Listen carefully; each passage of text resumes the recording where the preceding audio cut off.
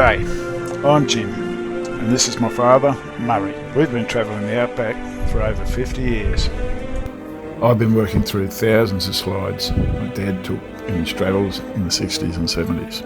In an email, Dad asked me if I'd found a photo of a juvenile waddi tree with a stake next to it from his 1972 trip to the Simpson Desert. They'd driven a brass rod into the stony, windswept plains to the exact height of the tree, about 2'6". Dad suggested that we should now go back and find the tree to see how much it's grown. But how to find it and where do we start? Others had looked and failed. The original photo was missing from Dad's collection.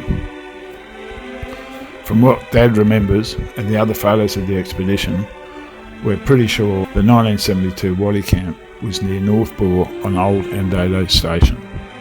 Now, in May, nearly 50 years on, we're going in search of that tree.